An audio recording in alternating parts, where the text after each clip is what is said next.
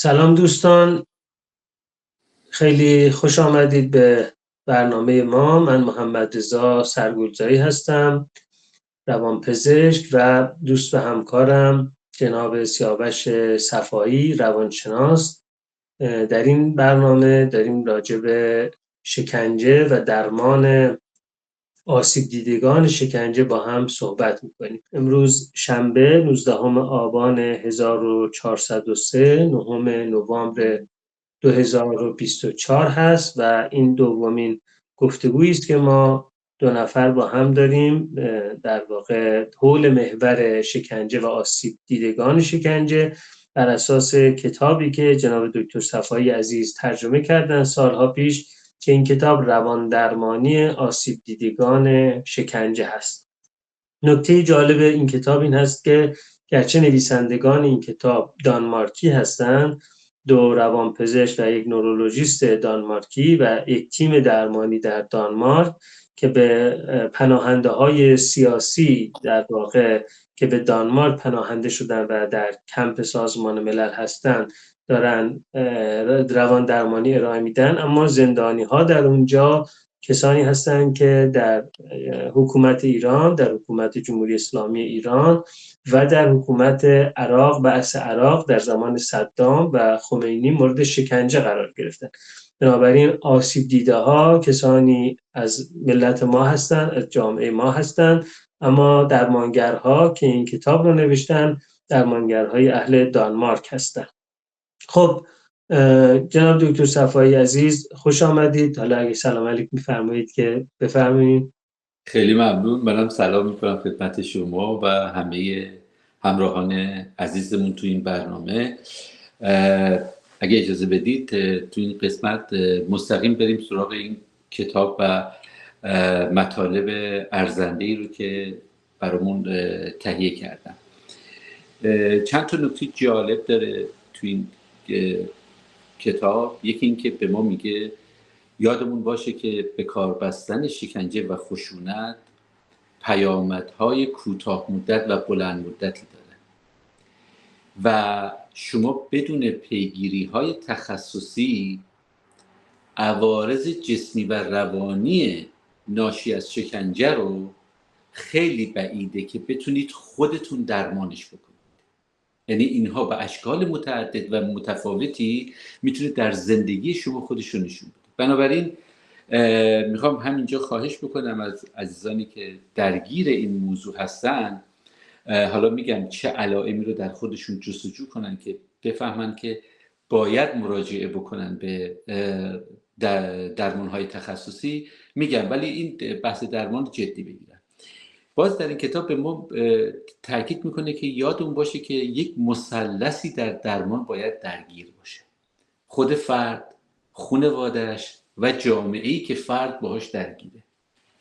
یعنی یه جاهایی هم حتی لازمه که خانواده بفهمه که این نوجوان، این جوان، این فردی که، این همسری که مدتی رو در سلول انفرادی بوده، مدتی رو زیر بار شکنجه بوده، آزار میدیده، از خواب میپروندنش با آب سرد، با صدای ناجور، این آدم اصطلاحاً ایریتیبل تر از یه آدم عادیه، سطح تحریک پذیریش بیشتر از یه آدم عادیه، زودتر ممکنه واکنش‌های نسنجیده نشون بده. پس بنابراین یا حتی خود این فرد فرصت‌هایی رو در زندگی از دست داده. به ویژه مثلا دانشجویانی که متاسفانه شما میدونید که تحت عنوان نام کذایی دانشجویان ستاره‌دار اینا از دانشگاه محروم شن از ادامه تحصیل.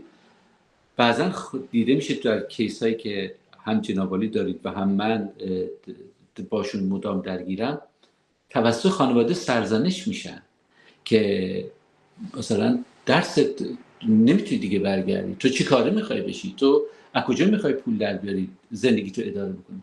خب خود اینها هم میتونه باری رو بار باشه که اینها دارن تحملش میکنن. برگردیم با اجازه شما سراغ این کتاب و ببینیم که چی داره بهمون میگه. این کتاب، من یک سخنی با خوانندگان عزیز داشتم که فکر میکنم پاراگراف اولش شاید بد نباشه همینجا خدمتون من بخونمش. اینجا من اشاره کردم که علی‌رغم تمام دستاوردها و امکانات باشکوهی که دنیای صنعتی و رو به پیشرفت کنونی برای زندگی جمعی و خردمندانه انسان معاصر به همراه داشته، اما در گوش و کنار دنیا گستره بی‌عدالتی و شقاوت به ویژه از سوی برخی کشورها و اشخاص آنچنان وسیع و عمیقه که نظایر اون از هیچ حیوان ددمنشی بروز و تجلی نخواهد یافت و پردردتر آن که تمام این تجاوزات و خشونت‌ها با پیچاندن در حاله از عوام فریبی و تحمیل سعادت اندیشی خودمحورانه همراه می‌گردد. به قول کارل پوپر، اگرچه تلاش برای خوشبختی دوستان نزدیک امری بدیهی است، اما برای خوشبختی بشریت تنگنایی است که خودمحوری و تحمیل از آن برمیخیزد، چرا که تلاش برای برپایی بهشت بر روی زمین همیشه راه به جهنم برده است. این مقدمه رو از این با خدمتون عرض کردم که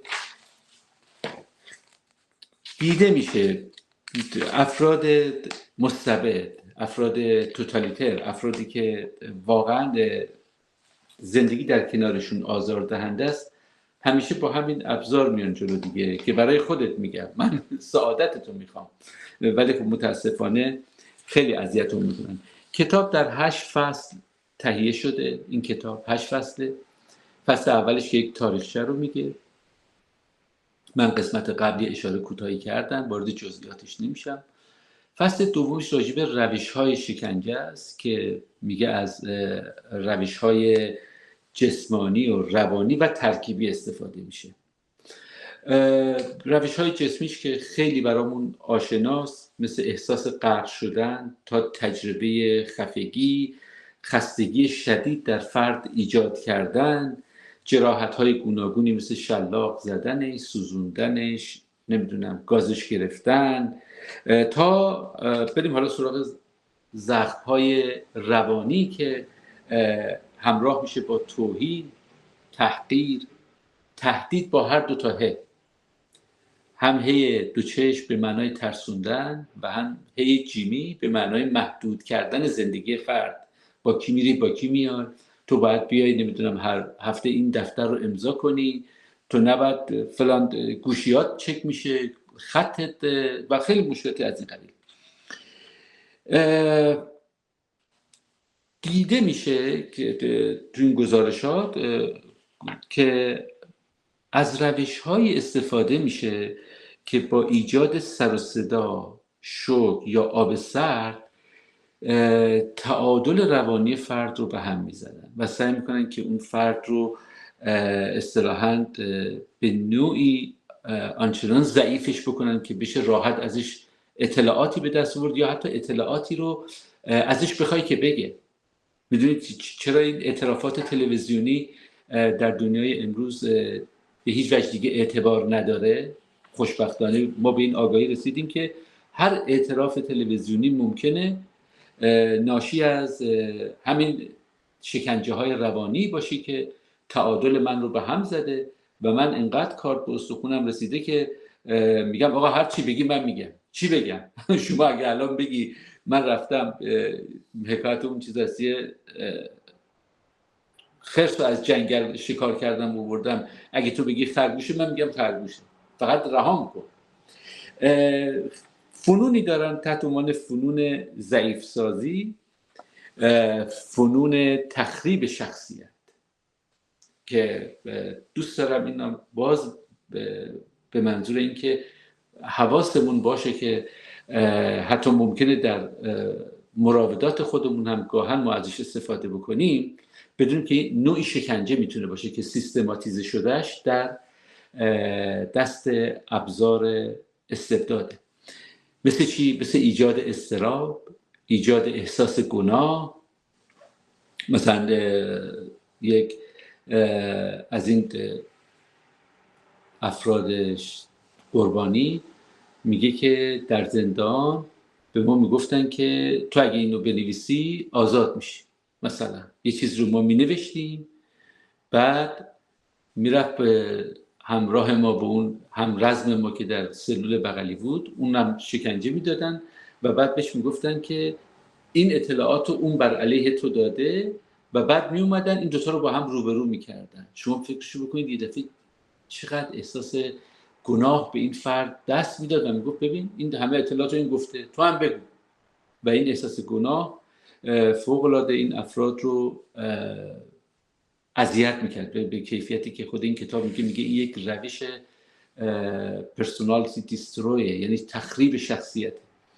احساس شرم، احساس پشیمانی و از دست دادن عزت نفس، اینها روش‌هایی که زیر گروه تخریب شخصیت و شیوه محرومیت یکی دیگه از روش‌هایی بوده که به کار گرفته می‌شده، مثل محروم کردن اینها از محرکات حسی. آقای دکتر شما بهتر می‌دونید که اگر مغز ما در یک محیطی قرار بگیره که محرک‌های پنجگانه رو از دست بده، ما دچار اختلالات روان سایکوتیک خیلی شدیدی میشیم، مثل توهمات جدی، شکنجه سفید که یکی از القابی برای این نوع شکنجه ها به کار گرفته میشه. فرد در محیطی قرار میگیره که نه محرک صوتی داره، نه محرک بینایی داره، نه محرک لمسی داره، نه چشایی داره، نه بویایی داره، نه زمان اصلا میفهمه چیه. اینا رو در یک محیط اینجوری قرار میدن. حالا چرا این کار رو میکنن؟ خیلی جالبه. حتی شکنجهگرها و حتی حکومت‌های توتالیتر میدونن که این کار غیر اخلاقی، غیر انسانی و غیر علمیه. همه اینا رو میدونن، پنهانش میخوان بکنن، میان سراغ این روش‌های روانشناختی. دقت میکنید؟ یعنی برای اینکه ردی به جا نذارن که اگر کسی اومد از نمیدونم پزشکان بدون مرز، از نمیدونم بازرس‌های سازمان ملل، نتونه در من زندانی آثار رو با چشم ببینه، ولی اگر اون یک ذره دانش تخصصی داشته باشه و یک جلسه دو جلسه با من مصاحبه کنه، متوجه میشه که من تحت چه شرایط سنگینی بودم. خب یکی دیگه از شیوه های فشار بوده که گزارش میشه تو اینجا. مثلا محل زندگی اینها رو خیلی کثیف و نامناسب طراحی میکردن و شیوه هایی که در ارتباطشون بوده که بهش میگن شیوه های ارتباطی شکنجه. یکی از کارهای رایجی که انجام میدادن بهش میگن کانتر افکت تکنیک، یعنی وارونگی نتیجه. مثل چی؟ مثلا بهش میگفتن که تو اگه با ما همکاری کنی فلان نتیجه رو خواهی دید. این طفلی همکاری میکرده، برعکس انجام میشد. یعنی میدونی یه دفعه تعادلش به هم میخورده. میگفت مگه شما نمیگفتید این کار انجام بشه، من این کار رو میکنم، ولی خب استفاده میشد. یا از یک روشی تحت عنوان گودمن بدمن، انسان خوب انسان بد، که در تمام شکنجهگرهای خیلی مشهود یک نفر شخصیت خوبی رو پیدا به خودش میده، میاد در نقش یک آدم منجی، در نقش یک مدافع زندانی، این میره نفر بعد در نقش یک آدم بد و تعادل این فرد رو سعی میکنن که به هم بزنن. و آخرین شیوه های خشونت های جنسی بوده، مثل اینکه اینها رو مجبور میکردن برهنه شن تو حمام‌های عمومی کنار هم. مثلا برای منی که یک عمر برام مهم بوده که برهنه نباشم، حالا منو مجبور میکنه که برهنه شم و تحقیر میشدم حتی به خاطر اندام جنسی. دیده شده که به خاطر اندام جنسی اینها رو زندانبان یا شکنجهگر وای میساده و تحقیر میکرده، تهدید میکرده، فحاشی و اون شکل دردناکش که دیگه تجاوز بوده که ما نمونه هایشو در کهریزک شنیدیم و دیدیم که وجود داشته از تجاوزهای جنسی تا استفاده از ابزاری که برای کودکان و نوجوانان و افراد رو سعی می‌کردن آزار بدن. خب اگر تا اینجاش سوالی هست من در خدمتتونم، اگر نه که برم سراغ مطلب بعد. متشکرم. بله، همه اینایی که شما میگفتید نمونه هاشو ما در واقع قربانیانی که تحت درمانمون هستن دیدیم، میبینیم. اون نکته اول که راجع به خانواده ها گفتین خیلی نکته مهمی هست، برای اینکه خب فرد در یک کسی که زندان بوده از یک شرایطی برمیگرده که به نوعی کل اون سیستم عصبی و جسمی او رو به هم ریختن و اون وقتی میاد خونه، درسته که حالا رخت خواب گرم و نرمی داره و خونه امنی داره، ولی اون تروما نمیذاره که اون بخوابه. بله. اون کابوس نمیذاره که اون بخوابه. یا اونی که در زندان مورد شکنجه جنسی قرار گرفته، حالا به آغوش همسر یا معشوقش هم که برمیگرده، اون دیگه نمیتونه اون رابطه قبلی و اون رابطه زیبا و طبیعی رو داشته باشه. خب در حالی که اون خانواده هم مدت‌ها انتظار کشیدن، رنج کشیدن، در آرزوی بازگشت کسی بودن که وقتی که برگشته انگار براشون غریبه و نگران کننده جلوه میکنه. و در این حالی که به خانواده ها قراره که این توصیه رو بکنیم که بدونن که با چه شرایطی مواجه هستن، در این حال خود این خانواده ها هم حتما نیاز به کمک دارن، برای اینکه اونها هم روزهای زیادی رو پشت در زندان گذروندن، توی سرما، توی ترس، توی نگرانی. هر زنگ تلفنی اونها رو، قلبشون رو به تپش وادار میکرده و اونها هم با یک خستگی هستن. در نتیجه اگر اونها هم کمک نگیرن و در واقع اون زندانی که آزاد شده کمک نگیرن، اون وقت اون دوتا آدمی که اون یا اون خانواده و فردی که عاشق هم بودن و برای این لحظه آزادی لحظه شماری میکردن، میبینید که خونهشون تبدیل به یک فضای در واقع پرتنش و دردزا میشه که در دراز مدت ممکنه که این فضا هم به جای اینکه فضای آرام بخش و امید بخشی باشه، دوباره تبدیل به یک شکنجهگاه دوم برای هر دو طرف میشه. در نتیجه این بسیار مهمه، این کمکی گرفتن بسیار مهمه. نمونه شکنجه هایی هم که میگفتید که بسیار فراوان هستند. مثلا در زندانهای جمهوری اسلامی زنان زندانبان و حکومتی بابت پریود شدن، بابت عادت ماهانه شدن، زنهای زندانی رو تحت فشار قرار میدن، مسخرهشون میکنن. البته این راجع به زندانیان سیاسی هست، چون ما با زندانیان سیاسی سر و کار داریم، نمیخوام تعمیم بدم، ولی زندانیان سیاسی که تحت درمان ما بودن اینجوری بودن. محدودیت نوار بهداشتی، در واقع تهدید با جیمی و محدودیت، یکیش اینه. محدودیت نوار بهداشتی، چه خبرته هر چند ساعت باید نوار عوض کنی؟ اینو بگیر وقتی که اومدی خونه ازش میچکید، حالا بعد نوار بهداشتیشو یه نفر نشونه یه کس دیگه بده. یا همین که دستشویی در نداره و در واقع یا روبروی دستشویی در واقع که در نداره دوربین وجود داره و فرد در حالی که نشسته و داره در واقع اجابت مزاج میکنه و تخلیه میکنه، هر لحظه داره دوربین رو میبینه که کسی داره اونجا میبیندش.